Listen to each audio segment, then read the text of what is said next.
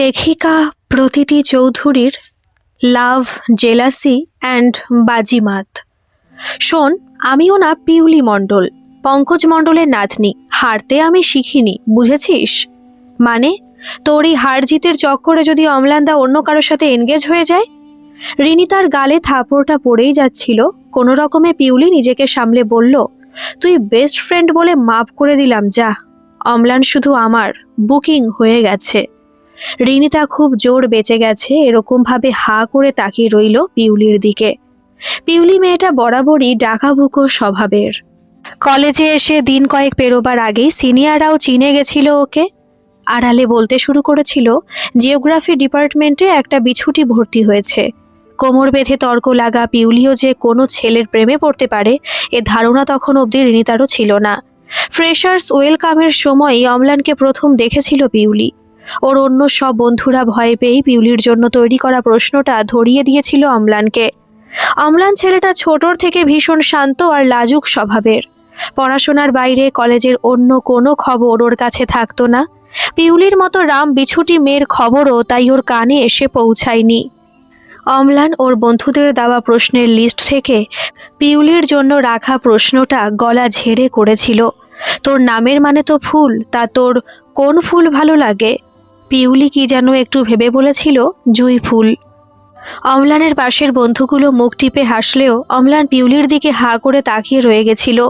ওকে ঠেলা মেরে দীপ্ত পরের কথাটা বলা করিয়েছিল। গলাটা ঝেড়ে আবার অম্লান জিজ্ঞাসা করেছিল, তুই তোর বয়ফ্রেন্ডকে কি জুঁই ফুল দিয়ে বরণ করবি? পিউলি হালকা হেসে বলেছিল, ক্ষতি কি, স্বয়ং শিব ঠাকুরের পছন্দের ফুলই তো জুঁই। অম্লানের খুব অবাক লেগেছিল মেয়েটাকে দেখে। সবাই যেখানে সিনিয়রদের ভয়ে দুদণ্ড দাঁড়িয়ে কথা বলতে পারছে না, স্টেজে উঠলেই নিজের নাম আর ডিপার্টমেন্টের নাম বলতেই হাত পা কাঁপছে, সেখানে এই মেয়েটা দিব্যি দাঁড়িয়ে হাসতে হাসতে উত্তর দিচ্ছে। অম্লানকে আরও একবার ঠেলা দিয়েছিল দীপ্ত, তাতে অবশ্য আর কাজ হয়নি। অম্লান অন্যমনস্ক হয়ে তাকিয়েছিল পিউলির দিকে। গোল গোল চোখ মেয়েটার, সেখানে ভয়ের লেশমাত্র নেই, উল্টে সামনের জনকে ভয় পাইয়ে দেবে।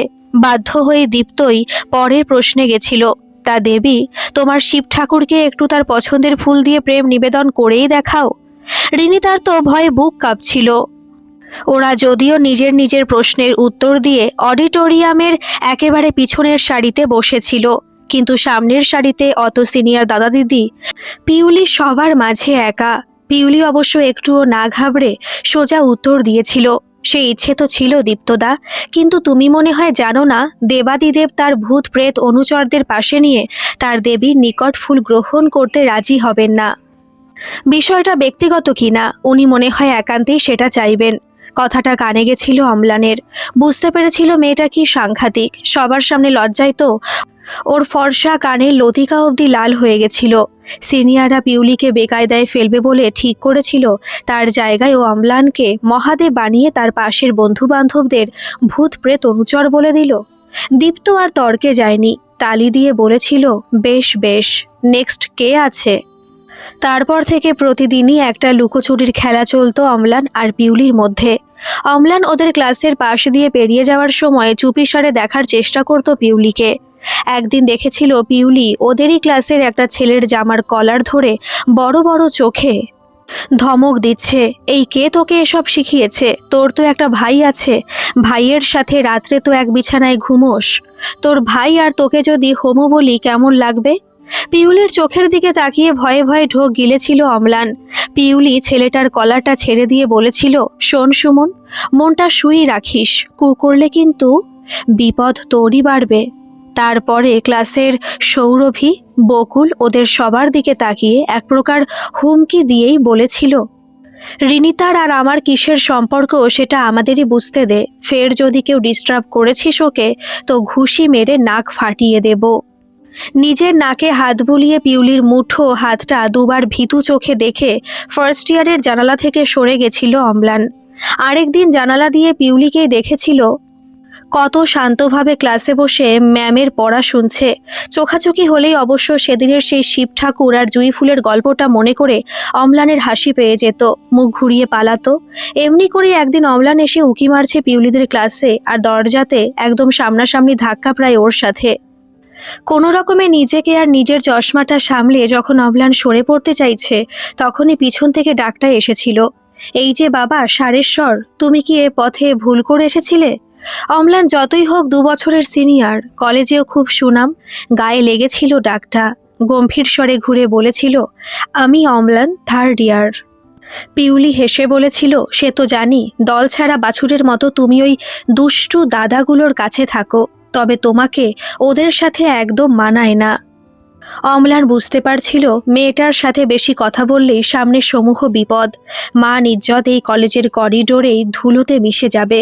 তাড়াতাড়ি হাতের খাতা দুটো শক্ত করে ধরে বলেছিল, আচ্ছা পরে কথা হবে। তারপর থেকে অবশ্য সামনাসামনি এসে 1st ইয়ারের জানালায় উকি মারতে আর সাহসে কুলোতো না অম্লানের। কখনো উপরের বারান্দা থেকে, কখনো কলেজের বাগানের অন্য পাশ থেকে, কখনো আবার ওদের ডিপার্টমেন্টাল লাইব্রেরির বইয়ের তাকের উল্টো দিক থেকে লুকিয়ে দেখত পিউলিকে। সতর্ক থাকতো যাতে কোনোভাবে ধরা না পড়ে যায়।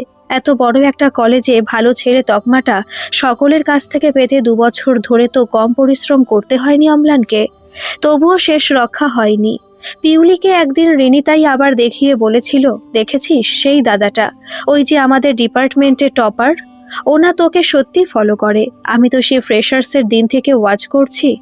পিউলি মনে মনে কি একটা বিড়বিড় করে অম্লানকে সামনে ডেকে জিজ্ঞেস করেছিল, তুমি আমাকে ফলো করো? তুমি কি নিজেকে সত্যি দেবাদিদেব ভাবতে শুরু করেছো? অম্লান বেশ অস্বস্তিতে পড়ে গেছিল। এমনিতে ডিপার্টমেন্টের টপার হিসেবে ওর একটা বিশেষ সম্মানও ছিল, শেষে কিনা 1st ইয়ারের একটা মেয়ের হাতে পড়ে সেই সম্মানটা ঘুচাবে। আগে পরে অনেক কিছু ভেবেই গলার স্বরটা যতটা সম্ভব গম্ভীর করে বলেছিল, কি আমি ফলো করি, তাও তোকে? কেন, কলেজে কি মেয়ের অভাব পড়েছে? সেদিনই প্রথমবারের জন্য পিউলির বড় বড় চোখ মুখ শুকনো মনে হয়েছিল অম্লানের। তবুও পিউলি না দমেই বলেছিল, রিনিতাও তো বলে তুমি আমাদের ক্লাসে দরজা দিয়ে পেরিয়ে যাওয়ার সময় হ্যাংলার মতো আমার দিকে তাকিয়ে থাকো, আর আমিও দেখেছি অনেকবার। পিউলির শুকনো মুখটা দেখে যদিবা অম্লানের মনে মায়ার সঞ্চার হয়েছিল, হ্যাংলা শব্দটা শুনে ওর মেজাজ আবার সপ্তমে উঠে গেছিল। কড়া গলায় ধমক দিয়ে বলেছিল, তুই কাকে কি বলছিস জানিস? ইউনিয়নে তোর নামে রিপোর্ট করলে কি হবে ভেবেছিস? ততক্ষণে ওদের ডিপার্টমেন্ট ছাড়াও কলেজের আরও অনেক সিনিয়র দাদা দিদি ওখানে জমা হয়ে গেছিল। কলেজের সবাই অম্লানকে ভালো ছেলে বলেই জানতো। আগেও অম্লানের কাছে মেয়েদের প্রপোজাল তো কম আসেনি। অম্লানের 5 ফুট 10 ইঞ্চির সৌম্যকান্তি চেহারা, পড়াশোনাতেও ভালো, আর্টস থেকে উচ্চ মাধ্যমিকে 94% নম্বর নিয়ে ওদের কলেজে ভর্তি হয়েছিল। ডিপার্টমেন্টের স্যার ম্যামরাও ওর শান্ত স্বভাবের প্রশংসা করত। সেখানে অম্লানের মতো একটা জেম কিনা পিউলির মতো দস্যির পিছনে লাইন মারছে, এটা কেউ বিশ্বাস করতেই চায়নি। উদ্বিগ্ন হয়ে উকি মারতে শুরু করেছিল অম্লানদের ক্লাসের দেবলীনাও। সরাসরি না হলেও হাবে ভাবে অনেকবার দেবলীনা অম্লানকে বলবার চেষ্টা করেছে she has some feelings for him. অম্লানই পাত্তা দেয়নি। পিউলি বুঝতে পেরেছিল যে এরকম অভিযোগ করতে গিয়েও ভুলই করেছে। আর ছেলেটাও একখানা মিচমিচে শয়তান, 3 মাস ধরে ওকে ফলো করছে। তাকালেই ফিক করে হেসে অন্যদিকে মুখ ঘুরিয়ে চলে যায়।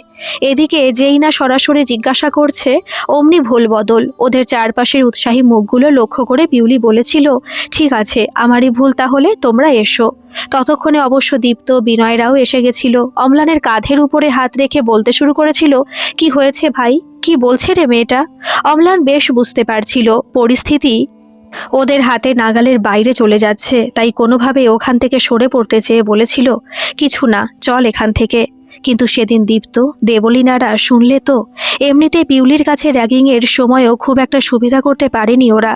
বারবার কথার মার প্যাচে পড়ে মুখ কালো করে নিজের ক্লাসে ফিরতে হয়েছিল। তাই এরকম একটা সুযোগ ওরা কোনো মতেই হাতছাড়া করেনি। উল্টে ভালো করে নড়ে চড়ে দাঁড়িয়েছিল। কমলিকা পাশের থেকে বলেছিল, জানিস এই 1st ইয়ারের মেয়েটার কত বড় সাহস, বলছে আমাদের অম্লান নাকি ওর পিছনে পড়ে আছে। দেবলীনা সুযোগ বুঝে বলেছিল, তাহলে দেখ কার মনে কি থাকে। এসব মেয়েদের জন্যই আজ আমাদেরও বদনাম হয়। অম্লানকে শান্তশিষ্ট ছেলে দেখে কেমন ফাঁসাতে চাইছে ভাব। পিউলির ছলছলে চোখ দুটোর দিকে তাকিয়ে অম্লানেরও খুব খারাপ লেগেছিল, কারণ পিউলি যে কথাটা মিথ্যে বলেনি সেটা অম্লান নিজেও ভালো মতো জানত। রিনিতা ছিল এসবের একমাত্র সাক্ষী, কিন্তু সামনে সমূহ বিপদ দেখলে ওর আবার মুখ দিয়ে কথা বেরোনো বন্ধ হয়ে যায়। একতরফা তর্ক করতে করতে পিউলিকেও চুপ করে যেতে হয়। অম্লান যে সত্যি ওকে ফলো করত সেই কথা কেউ মানতেই নারাজ ছিল। মধ্যিখান থেকে সিনিয়র দাদা দিদিগুলো পিউলিকে অপমান করার একটা সুযোগ পেয়ে মনের স্বাদ মিটিয়ে নিয়েছিল। দেবলীনায় বেশি বলেছিল, বড় লোকের ছেলেদের ফাঁসাতে এসব মেয়েরা ওস্তাদ। আরে অম্লানের জন্য কি মেয়ের অভাব যে তোর মতো অ্যাসিডকে ধাওয়া করবে? অম্লান নির্বিকার চিত্তে দেখেছিল সেদিন পিউলির হাসিখুশি প্রাণোচ্ছল মুখটা কেমন পাংশুবর্ণ হয়ে গেছিল। এই ঘটনার পরে 2-3 দিন ওদের ক্লাসেও পিউলিকে দেখতে পায়নি অম্লান। উকি মেরে বেশি দেখতে গিয়ে 2-1বার রিনিতার সাথে চোখাচোখি হয়ে যেতেই লজ্জায় মুখ নামিয়ে নিজের ক্লাসে চলে গেছিল। সেখানে গিয়েও অবশ্য দেবলীনার কীর্তন শুনেছিল। আরে আমাদের অম্লানের বাবা ডাক্তার, মা টিচার, এমন সোনার টুকরো ছেলে কি কেউ হাতছাড়া করতে চায় নাকি? সব জেনে শুনে মেয়েটা পিছনে পড়ে গেছে। অম্লান প্রতিবাদ করতে না পারলেও মনে মনে বুঝতে পারছিল যেটা হচ্ছে সেটা মোটেও ঠিক হচ্ছে না। পিউলি মেয়েটা সত্যি নির্দোষ। ও হয়তো কিছুই জানে না অম্লানদের বাড়ির ব্যাপারে, অথচ সামান্য একটা কারণে ওরই জন্য অপরাধের বোঝা মাথায় নিতে হয়েছে। বাড়ি ফিরে সেদিন অম্লান জিজ্ঞাসা করেছিল ওর মাকে, শিব ঠাকুরের সবচেয়ে পছন্দের ফুল কি মা? অম্লানের মা অবাক হয়ে বলেছিলেন, এ আবার কেমন কথা? শিব ঠাকুরের পুজো তো অনেক ফুলেই হয়, আকন্দ, কলকে। অস্থির হয়ে জিজ্ঞাসা করেছিল অম্লান, আর জুই? জুই ফুলে পুজো হয়? অম্লানের মা একটু ভেবে বলেছিলেন, জুই কই জানি না তো। অম্লানের বুকের বাম দিকটাতে কদিন ধরে চিনচিনে ব্যথা করছিল। বারবার পিউলির ছলছলে চোখ দুটো ভেসে আসছিল, কিন্তু কাউকে কিছু বলতে পারছিল না।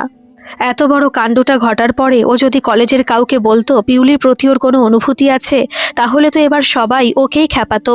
ওর 3 বছরের মান সম্মান লাটে উঠে যেত। অগত্যা চুপ করে পিউলির কলেজে আসার জন্য অপেক্ষা করেছিল। ঠিক করেছিল ওর সাথে কলেজের বাইরে কোথাও দেখা করে সেদিনের জন্য সরি বলে নেবে। দিন কয়েক পরেই দেখা মিলেছিল অম্লানের জুই ফুলের, মানে পিউলির। তবেও তখন নিজের ছন্দে ফেরত চলে গেছে। রাগ, শোক, মান, অভিমান ছুঁড়ে ফেলে আগের মতোই আবার বিছুটি পাতা। আড়াল থেকে শুনেছিল অম্লান পিউলি সৌরভীকে বলছে, আমি কদিন আসিনি আর অমনি তোরা শুরু করে দিয়েছিস। Rini is not only my friend, she is like my sister. ঘুষিটা খাবি? ভয়ে ভয়ে দুদিকে মাথা নেড়েছিল সৌরভী। তবে পিউলির সামনে গিয়ে কিছুতেই সরি বলতে পারছিল না অম্লান। কি যেন একটা বুকের কাছে পাথরের মতো বাধা ছিল। পিউলির জন্য দিন রাত্রি ভারী হয়ে থাকতো অম্লানের মনটা। পিউলির ওর দিকে তাকিয়েও না তাকানো, বিরক্তির চোখে ঘাড় ঘুরিয়ে নেওয়া, কাছাকাছি এলে সরে যাওয়া ওকে আরও বেশি অস্থির করে তুলছিল। বাধ্য হয়ে একদিন অম্লান রিনিতাকে দিয়ে পিউলির কাছে অনুরোধ পাঠিয়েছিল, ক্লাস শেষ হলে যেন ওর সাথে কলেজের বাইরে স্বামী সত্যানন্দের আশ্রমে একবার দেখা করে। ওদের কলেজের যে মাঠ আছে তারপরে স্বামী সত্যানন্দের আশ্রম। একটা খুব বড় দিঘিও আছে ওখানে, নাম বুনো দিঘি হলেও জলটা আয়নার মতো স্বচ্ছ। স্বামী সত্যানন্দের একটা মূর্তিও বাঁধানো আছে দিঘির ঘাটের একপাশে। কলেজের অনেক ছেলে মেয়ে ছুটির পরে ওদিকে গিয়ে বসে। সেদিন অনেক আগেই 3rd ইয়ারের ক্লাসে শেষ হয়ে গেছিল। অম্লান বুনো দিঘির পাড়ে পা ঝুলিয়ে বসে নখ খুঁড়ছিল। হঠাৎই শুনতে পেয়েছিল পিউলির গলার স্বরটা, আমাকে কি আরেকবার অপমান করবে বলে ডেকে পাঠিয়েছ? একেবারে হয়নি। অম্লান তাড়াতাড়ি ধুলো ছেড়ে উঠে দাঁড়িয়ে বলেছিল, এ মা, তা কেন হবে? আমি তো সরি বলার জন্যই তোকে আজ ডেকেছি। পিউলি একই রকম বিরক্তির মেজাজে বলেছিল, আচ্ছা তো সরি বলা হয়ে গেছে তোমার, এবার আসছি আমি। পিউলি পিছন ঘুরতেই ডেকে উঠেছিল অম্লান, পিউ, আমার তোকে কিছু বলার ছিল। পিউলি পিছন ঘুরে ব্যঙ্গ করে হেসে বলেছিল, ভুল করে ভালোবাসি বলে দিও না যেন, তোমাকে অসম্মান করার ইচ্ছে নেই, তাই আগে থেকে বলে দিলাম। অম্লানের মনে হয়েছিল ওর বুকের বাম দিকের ব্যথাটা খুঁচিয়ে যেন কেউ বাড়িয়ে দিচ্ছিল। একটু গম্ভীর হয়েই অম্লান বলেছিল, তুই কি সেদিনের শোধ নিচ্ছিস? পিউলি হেসে বলেছিল, শোধ নেওয়ার ইচ্ছে থাকলে তোমার কথা শুনে এখানে আসতাম না। রিনিতাকে সাথে নিয়ে তোমার ক্লাসে গিয়ে দেখা করতাম, তোমার ওই বন্ধুদের সামনে জিজ্ঞেস করতাম আমাকে ডেকে পাঠানোর কারণটা। আর সেই সৎ সাহস যে আমার আছে সেটা তুমি ভালো করেই জানো। বিকেলের সময়টা সত্যানন্দের আশ্রমের গাছগাছালি পাখিদের কলতানে মুখর হয়ে থাকে। আম গাছের ডালে ডালে কিচিরমিচির শব্দে কান পাতা ভার হয়। অম্লানে দীর্ঘশ্বাসটা হারিয়ে গেছিল সেই কুজনে। ক্লান্ত স্বরেও বলেছিল, আমি তো সরি বললাম, তারপরেও কি ক্ষমা করতে পারলি না? পিউলি অম্লানের চোখের দিকে বড় বড় চোখে তাকিয়ে উত্তর দিয়েছিল, অপমানটা তুমি তোমার অনুচরদের নিয়ে কলেজের মাঝে করেছিলে, তবে সরিটা চুপিসারে এই আশ্রমের এক কোণে কেন বলছো? পিউলির কথাগুলো সবাটি আঘাত করেছিল অম্লানের গালে। লাল হয়ে গেছিল ওর মুখটা। পিউলি যে ওর আশেপাশে ঘোরা দেবলীনার মতো সাধারণ মেয়ের মতো নয় সেটা অম্লান বুঝে গেছিল। কিন্তু ওর কথার আঘাতটা এতই জোরে লেগেছিল, রাগে অপমানে আর ঘাড় সোজা করতে পারেনি। মিনমিনে স্বরে বলেছিল, তুই তো সেদিন আমাকে জুঁইফুল উপহারে দেওয়ার কথা বলেছিলি, না হলে আমি তো। তুই কি আমাকে সবার সামনে সরি বলানোর ইচ্ছেতেই? পুরোটা অবশ্য বলে উঠতে পারেনি অম্লান, নিজেই আটকে গেছিল। পিউলি চলে যাবার আগে হেসে বলেছিল, তুমি যতই টপার হও আর তোমার বাবার 10 কোটির বাংলো থাকুক, তোমার মতো শান্ত ভীতু ছেলেকে আমার কোনোদিনই ভালো লাগতো না। সেদিন তোমার চোখ দেখে মনে হয়েছিল সত্যি কথাটা অন্তত সত্যিভাবে অ্যাকসেপ্ট করতে পারো। স্পষ্ট করে কথা বলতে জানো তুমি, তাই তোমাকে ভোলানাথের সাথে তুলনা করে ফেলেছিলাম। আরে তুমি ভোলানাথ কি হবে, তিনি তো পার্বতীর অপমানে পায়ের নিচের পুরো পৃথিবী কাঁপিয়ে দিয়েছিলেন। আর তুমি তো সেদিন আমাকে অপমান করার জন্য জুড়িদারদের খুঁজছিলে। ভুলটা আমারই হয়েছিল, ক্ষমা করে দিও, চলি। সেই থেকে মনে মনে অম্লান নিজেও প্রতিজ্ঞা করেছিল আর কখনো পিউলির সামনে গিয়ে দাঁড়াবে না। যতই কষ্ট হোক, বুকের বাম দিকে ব্যথা হোক, ও কিছুতেই আর প্রকাশ করবে না। অম্লান দেখিয়ে দেবে পিউলির চেয়ে অনেক বেটার কাউকেও ডিজার্ভ করে। এবার পিউলিকেই ওর কাছে আসতে হবে, ওর জন্য অপেক্ষা করতে হবে। আর সেই শুরু পিউলি আর অম্লানের জেদাজেদি। মাঝে কেটে গেছে 6 মাসেরও বেশি সময়। দুজনের মনের মধ্যে দুজনের প্রতি ভালোবাসা থাকলেও কেউ কারো কাছে মাথা নত করতে রাজি নয়। চোখাচোখি হলেও ভুল করে কেউ কারো সাথে কথা বলে না। রিনি তাই কয়েকবার বুঝিয়েছিল পিউলিকে, বলতে গেছিল, তুই যখন এতই ভালোবাসিস ওকে, গিয়ে কেন বলিস না অম্লান দাও তো তোকে ভালোবাসে, শুধু শুধু ভুল বোঝাবুঝিতে সময়টা নষ্ট করছিস। আর তো মাত্র কয়েকটা মাস, তারপরে তো অম্লানদা কলেজ থেকেই চলে যাবে। তখন পিউলি নিজের জেদেই বলেছিল, ভালোবাসি মানে তো এই নয় যে অন্যায় জেদটা মেনে নিয়ে নিজের আত্মসম্মানকে বিকিয়ে দেব। ক্ষমা ওকেই চাইতে হবে, ভালোবাসলে ওকেই বলতে হবে, তাও ওরকম ক্যাবলার মতো চুপিসারে নয়, সবার মাঝেই। একটা ঢোক গিলে বলেছিল রিনিতা, তোর সাহসটা কিন্তু খুব বেশি। মা বলে মেয়েদের অত জেদ ভালো নয়। পার্বতীকেও অনেক তপস্যা করে মহাদেবকে লাভ করতে হয়েছিল। পিউলি রিনিতার উপরে হেসে বলেছিল, তুই মনে হচ্ছে পুরাণের একদিকটাই পড়েছিস। দুর্গা মায়ের জন্য যে ভোলানাথকে কত ত্যাগ স্বীকার করতে হয়েছে, কত প্রার্থনা বন্দনা করতে হয়েছে, সেই গল্প তুই জানিসনি। নারী পুরুষ মিলেই অর্ধ নারীশ্বর, তা একটা একতরফা আমি বিশ্বাস করি না। আমার কাছে সমঝোতার অর্থ দুই তরফ থেকেই। আর তাছাড়া পিউলি মণ্ডল স্বর্গীয় পঙ্কজ মণ্ডলের নাতনি, কখনো কারো কাছে হারেনি, বুঝেছিস? তারপরই ভয়ে পেয়ে অম্লানের সাথে দেবলীনাকে নিয়ে নিজের আশঙ্কার কথাটা বলে ফেলেছিল রিনিতা। আর তখনই ওর হাতের থাপ্পড়টা পড়তে পড়তে রক্ষা পেয়েছে। সত্যানন্দ আশ্রমের বুনো দিঘির পাড়ে বসে ধূমপানে ব্যস্ত ছিল মহাদেব এবং তার অনুচরেরা। দীপ্তই বলতে শুরু করলো, জানিস ইনিকে, চিনিস এনাকে? হাতের সিগারেটে একটা টান মেরে অম্লান বলল, আরে এনাকে কেন চিনবো না, ইনি তো স্বামী সত্যানন্দ, এই আশ্রমের প্রতিষ্ঠাতা। পাশ থেকে অম্লানের হাতের সিগারেটটা গৌরব কেড়ে নিয়ে বলল, শালা, ডাক্তারের ছেলে হয়ে ধূমপান করছিস, ছাড় আমাকে। দীর্ঘ নিঃশ্বাসের ধোঁয়াটা বেরিয়ে এলো অম্লানের নাক দিয়ে। দীপ্ত মুখে একটা চুকচুক আওয়াজ করে বলল, আরে না রে, এই আশ্রম আর বুনোদিঘির বাইরেও ওনার একটা পরিচয় আছে। উনি উপন্যাস লিখতেন। বড় বড় চোখ করে গৌরব বলল, আবে বলিস কি? অম্লানও প্রায় একই সঙ্গে প্রশ্নটা করলো, তুই কি করে জানলি উনি গল্প লিখতেন না উপন্যাস? বেশ বেশ বিজ্ঞ ভাব করে স্বামী সত্যানন্দ স্টাইলে দীপ্ত বলল, আরে আমি পড়েছি প্রেমের উপন্যাস। চোখ বিস্ফোরিত করে অম্লান বলল, প্রেম বলিস কি, তুই পড়েছিস? দীপ্ত গম্ভীর স্বরে বলল, পড়ে তো ছিলাম, কিন্তু শালা দেবলীনার জন্য অ্যাপ্লাই করতে পারলাম না। আসলে উনিও বলেছেন নারী মানে চঞ্চলমতি, নদীর মতো, তাকে বাদ দিয়ে বেঁধে রাখা যায় না। এই যে দেখছিস দিঘিটা, এটা আর কিছু না, ওই নারী মনকে বেঁধে রাখার ওনার একটা এক্সপেরিমেন্ট। গৌরব বিরক্ত হয়ে সিগারেটের অন্তিম টুকরোটা দিঘির জলে ছুঁড়ে বলল, যাতা একদম, গাঁজা টাজা টেনেছিস নাকি বলতো?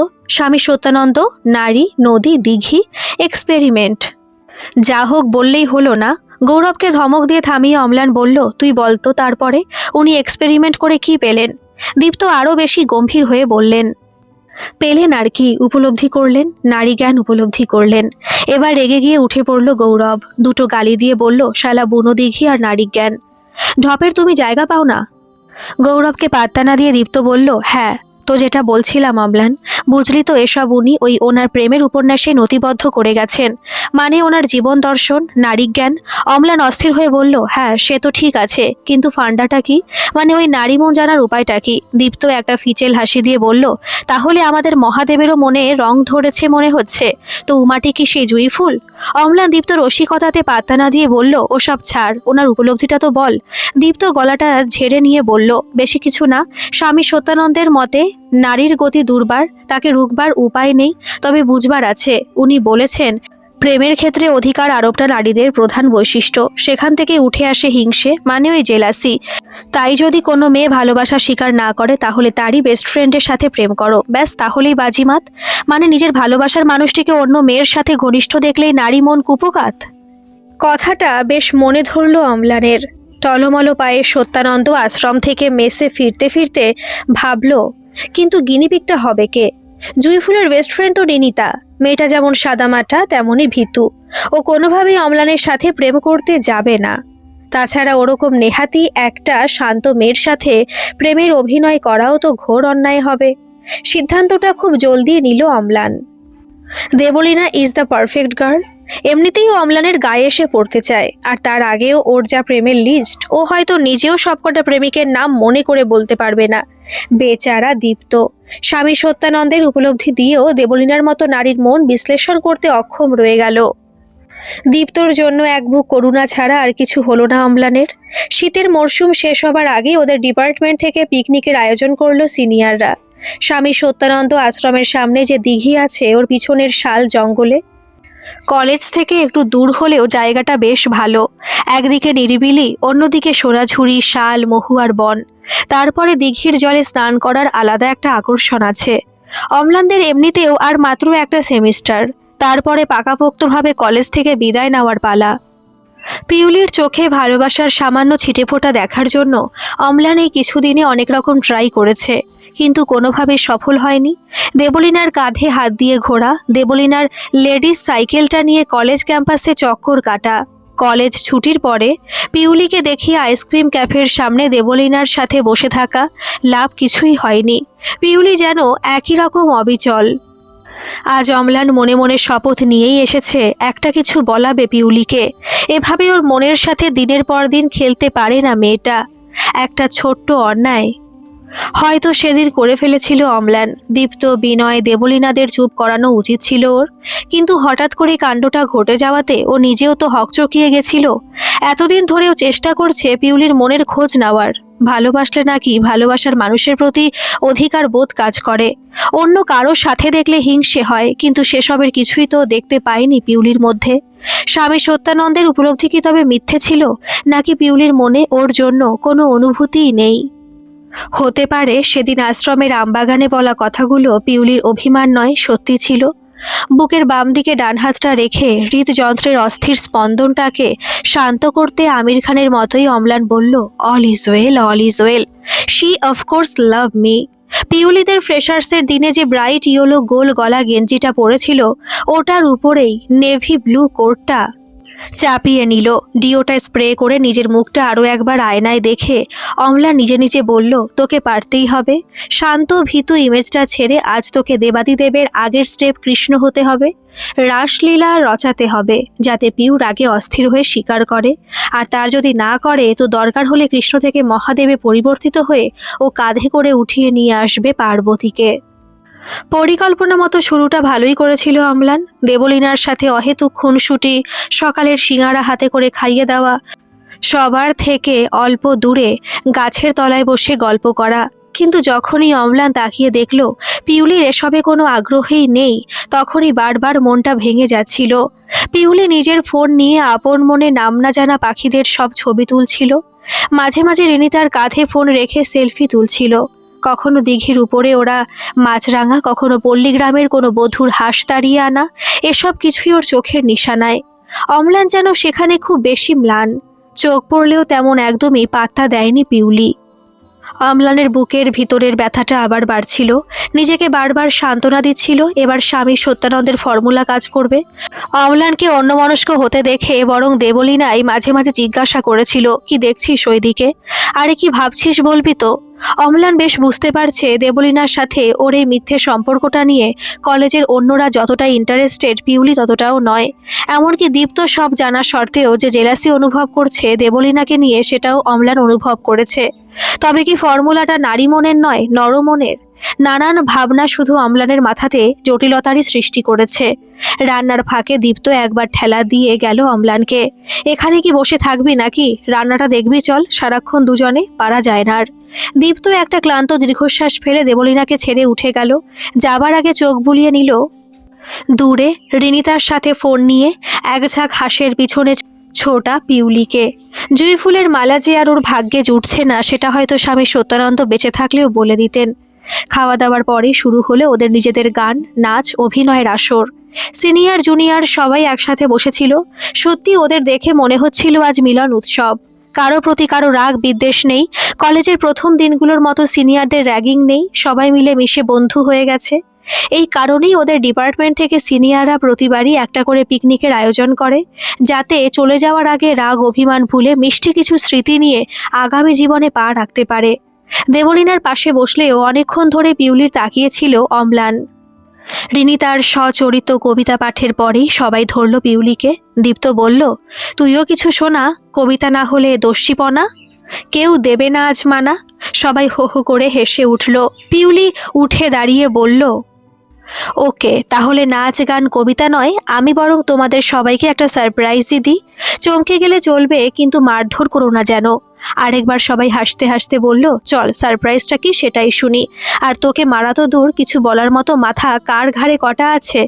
পিউলি দীঘি ঠান্ডা বাতাসটা বুকের মধ্যে টেনে নিয়ে স্কার্ফটা ভালো করে গলায় জড়িয়ে বলল, তোমাদের আগেই মনে হচ্ছে আমার বিদায় হয়ে যাবে। হঠাৎ করেই সব ঠিক হয়ে গেল। বাবার বন্ধুর ছেলে এই ইয়ারই লন্ডন থেকে ফিরেছে। ওরা এসেছিল, দেন এই ফাল্গুনে 4 তারিখেই ফাইনাল করে গেছে। রিনিতা বড় বড় চোখে ওর দিকে তাকিয়ে রইল। পিউলি দুঃখ করে বলল, সরি রিনি, তোকেও বলতে পারিনি। জানতাম তুই খুব মন খারাপ করবি, মানে তুই তো আমার জন্যই এই কলেজে জিওগ্রাফি নিয়ে অ্যাডমিশন নিলি। কিন্তু কি করব বল, বাড়িতে মা বাবা বলল, তারপরে গিরিশ এতই ভালো যে ওকেও না করতে পারলাম না। কয়েক মুহূর্তের জন্য সবাই ওর দিকে তাকিয়ে চুপ করে গেল। দেবলীনাই সবচেয়ে প্রথমে বলে উঠল, that's so good, congratulation Piuli, we are so happy for you.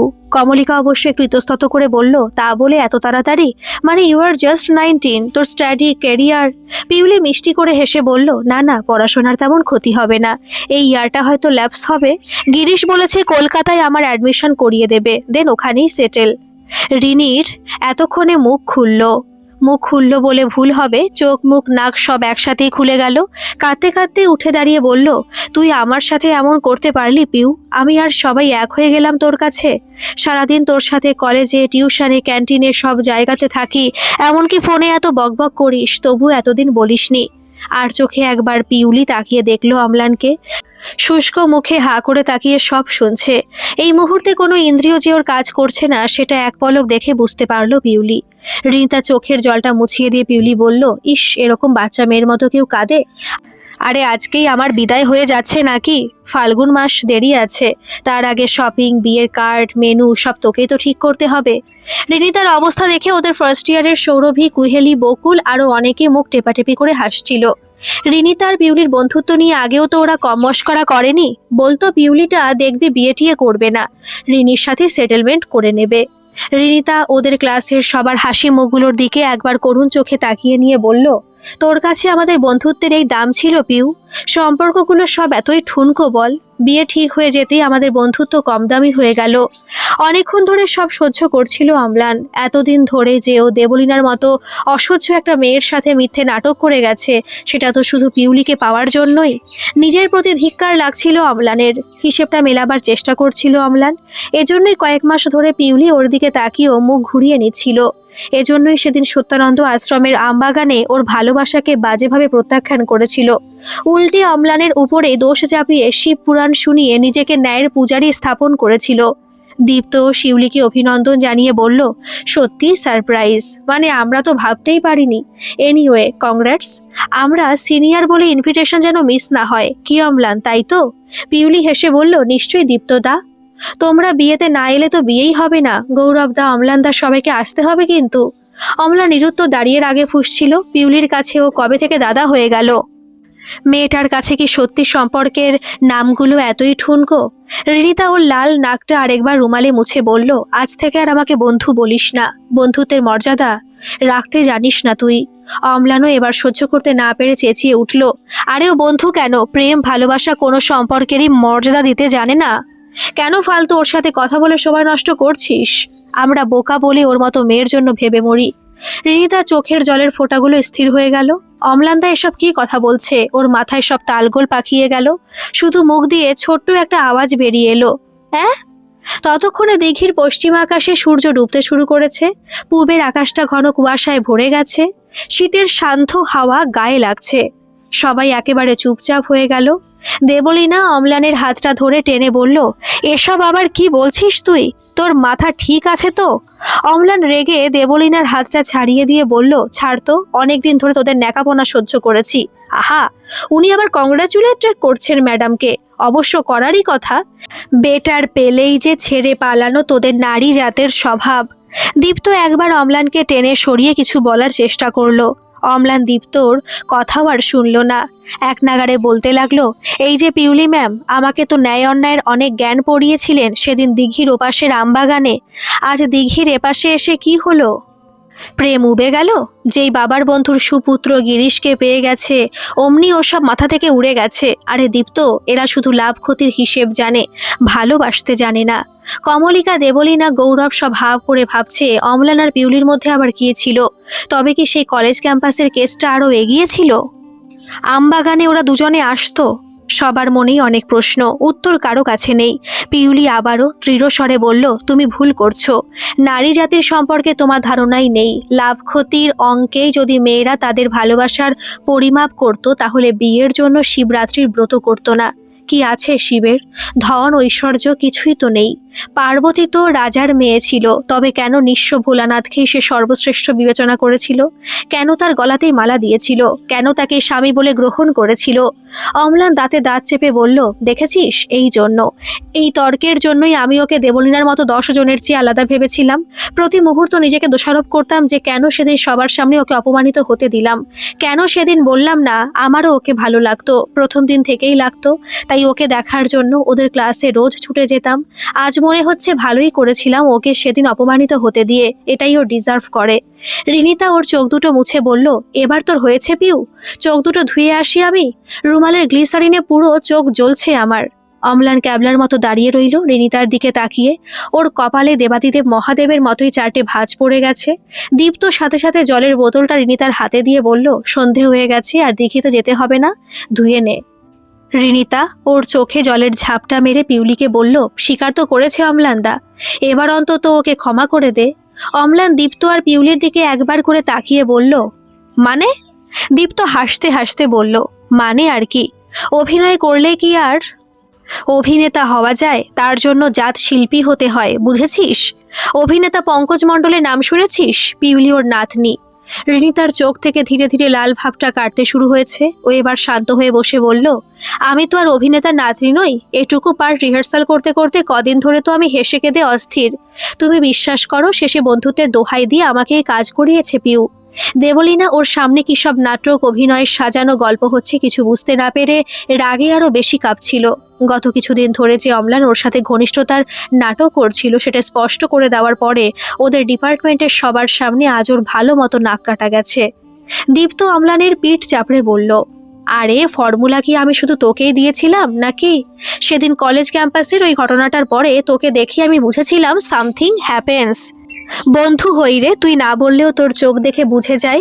তাই তো সেদিন ইচ্ছে করে আশ্রমে ও সব স্বামী সত্যানন্দের প্রেমের উপন্যাস নিয়ে ডিসকাস শুরু করেছিলাম। তোকে বললাম ভালোবাসা থাকলে জেলাসি আসে, আর জেলাসি থেকেই হয় ভালোবাসার শিকার, মানে বাজিমাত। জানতাম তুই লাইনটা অ্যাকসেপ্ট করবি, কাজে লাগাবি, কিন্তু আমারই পিঠে ছুরি মেরে দেবলীনার সাথেই যে, সেটা বুঝিনি ভাই। দেবলীনা এতক্ষণ বসেছিল, এবার উঠে দাঁড়িয়েই বলল, মানে দীপ্ত তুই? দীপ্ত একটা দীর্ঘশ্বাস ফেলে বলল, আর কি করব? অম্লার নারী জাতির ডেফিনেশনটা পুরোপুরি ভুল বলেনি, না হলে কি আর। দেবলীনার চোখ দিয়ে গ্লিসারিন ছাড়াই জল পড়ছিল। সেসবে অবশ্য আমল দিল না অম্লান। বলতে লাগলো, মানে স্বামী সত্যানন্দের প্রেমের উপন্যাসের লাইনটা পিউলিও আমার উপরে অ্যাপ্লাই করে ফেললো? রিনিতা হাসতে হাসতে বলল, আরে ওটা লাভ ফর্মুলা অম্লানদা, প্রেমে পড়লে সবাই বুঝে যায়। এখনো সব কনফিউশন ক্লিয়ার হচ্ছিল না অম্লানের। ও ধীরে ধীরে পিউলির কাছে গিয়ে বলল, ইয়ে মানে তুইও কি উপন্যাসটা পড়েই? পিউলি ওর নিজের মাথায় হাত চাপড়ে বলল, দীপ্তদা একে বোঝাও, ভোলানাথও এত ভোলা ছিল না। আরে এ তো একেবারে রামগরুরের ছানা। স্বামী সত্যানন্দ তো নিজে কখনো বিয়েই করেননি, প্রেমের উপন্যাস লিখতে যাবেন কোন দুঃখে? অম্লান মাথা চুলকে বলল, তবে? রিতা হাসতে হাসতে বলল, দেবলীনা দিকে নিয়ে তুমি কেটে পড়লে আমাদের দীপ্তদা হয়তো দ্বিতীয় স্বামী সত্যানন্দ হয়ে যেতেন, আর কি। তারই পূর্বাভাস ওনারই উপলব্ধি দিয়ে উপন্যাসের জন্ম। অম্লান পুরোটা বুঝতে পেরে বলল, মানে এসবের মাস্টার মাইন্ড তুই দীপ্ত? দীপ্তর গজ দাঁত বার করে হাসতে হাসতে বলল, কি করব দোস্ত, তোর সংসার গড়তে গিয়ে যখন দেখলাম নিজের সংসার উজাড় হতে চলেছে, তখন ফর্মুলাটা বিপক্ষের কাছে ফাঁস করেই দিলাম। পিউলি নিজের লং কোর্টের কলারটা তুলে বলল, আর আমি সেটা অ্যাকসেপ্ট করেছিলাম বলেই তো আমার গিরিশ মানে ভোলানাথ মানে দেবাদিদেব মহাদেবকে দিয়ে সত্যিটা সবার মাঝে স্বীকার করাতে পারলাম। তারপরে রিনিতার দিকে ঘাড় ঘুরিয়ে বলল, বলেছিলাম না আমিও পিউলি মণ্ডল, পঙ্কজ মণ্ডলের নাতনি, হারতে আমি শিখিনি। ওদের গল্পের শেষটা জানার পরে বাকিরা ততক্ষণে কাঠ কুচো জোগাড় করে আগুন পোহাতে শুরু করেছে। একদিকে বুনোদিঘির ঠান্ডা হাওয়া, অন্যদিকে আগুনের আঁচ, দুইয়ে মিলে তখন শীতের সন্ধ্যা জমে উঠেছে। জায়গাটার প্রেমে পড়ে কারোরই ছেড়ে যেতে আর মন চাইছিল না, তাই নিজের মতো করে ওদের আউটিংয়ের শেষটুকু উপভোগ করে নিচ্ছিল। আগুনের থেকে একটু দূরে দাঁড়িয়েছিল অম্লান আর পিউলি। গলাটা ঝেড়ে অম্লান বলল, আমাকে তো ভোলা ছোলা ক্যাবলা অনেক কিছু করলি সবাই মিলে, কিন্তু আমার জুঁই ফুলের মালাটা কোথায়? পিউলি লজ্জা পেয়ে মাথাটা নামিয়ে বলল, শীতের মরশুমে জুঁই ফুল পাবো কোথায়? অম্লান ফিস ফিস করে বলল, সে যদি তুই শীতের মরশুমে জুঁইয়ের বদলে অন্য কিছু দিতে চাস, বলেছিলি না বিষয়টা ব্যক্তিগত, ওই ভূত প্রেত অনুচরদের থেকে দূরে একান্তে দেওয়ার কথা, আমার কিন্তু তাতে আপত্তি নেই। পিউলি চোখের তারা বড় বড় করে বলল, মানে? অম্লান সাথে সাথে ভয়ে ঢোক গিলে বলল, থাক মা, কিছু না, তুই শুধু এমন করে তাকাস না। তোর ভোলানাথ তাহলে সত্যি গৃহত্যাগী হবে। অম্লানের শেষের কথাগুলো আগুনের ওপাশে অনেক দূর থেকে শুনতে পেল দীপ্ত আর দেবলীনা। হেসে উঠল হো হো করে। গল্পটি কেমন লাগলো অবশ্যই কমেন্ট করে জানাবেন, আর ভালো লাগলে একটা সাবস্ক্রাইব করে আমার পাশে থাকবেন। ধন্যবাদ।